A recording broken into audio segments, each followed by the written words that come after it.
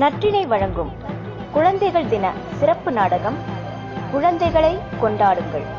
இதோ உங்களுக்காக.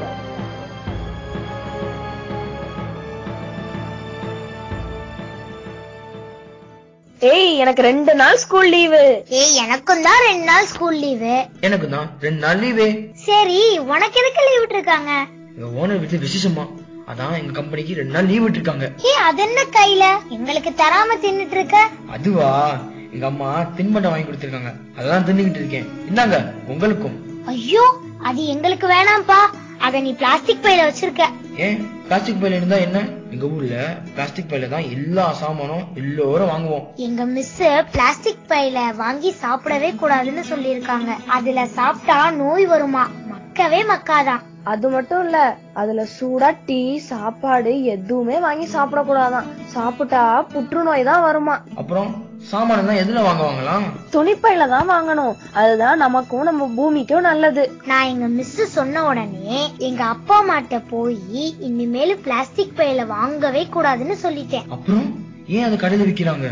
நம்ம வாங்கலைன்னா அவங்க விக்க மாட்டாங்க. நம்ம வாங்க வேணாம், நம்மளுக்கு தெரிஞ்சவங்கள்ட்டையும் வாங்க வேணாம்னு சொல்லிடலாம். சரி சரி, இந்த தீனி எல்லாம் நீ எங்க வாங்கின? அதுவா, என் வீட்டு பக்கத்துல இருக்க ரோட்டு கடை பாட்டி கிட்ட தான் வாங்கணும்.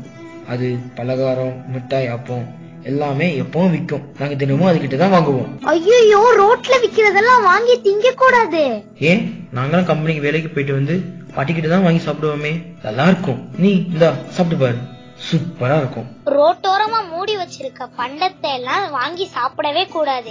சாக்கடையில உள்ள ஈ, கொசு எல்லாம் தீனில வந்து உட்காரும். அத நாம சாப்பிட்டோம்னா காய்ச்சல் வரும். அப்புறம் டாக்டர்கிட்ட போய் ஊசி போடணும். ஏய், எனக்கு மறந்தே போச்சு. நேத்து மிஸ் என்ன சொன்னாங்க? செடி வைக்கணும்னு சொன்னாங்கல்ல. ஆமா, நாளைக்கு குழந்தைகள் தினம் வருது இல்ல, அதனால குழந்தைகளாகிய நாம ஒவ்வொருவரும் ஒவ்வொரு மரக்கன்றை நட்டு வைக்கணும்னு சொன்னாங்கல்ல, மறந்துட்டமே.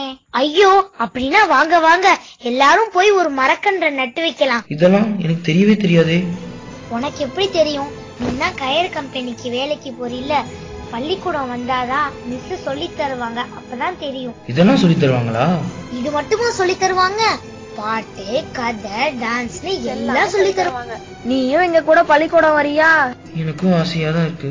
எங்க அப்பா நான் வேலைக்கு போலனா குடிச்சிட்டு வந்து என்னையும் எங்க அம்மாவையும் அடி அடின்னு அடிப்பாரு. எங்க அப்பா சொன்னார்னா நானும் பள்ளிக்கூடத்துக்கு வர தயார்.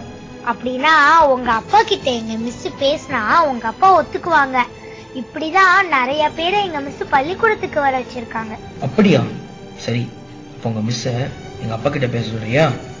நிச்சயமா செய்வோம். கம்பெனில எங்க முதலாளி சரியான கோபக்காரரு.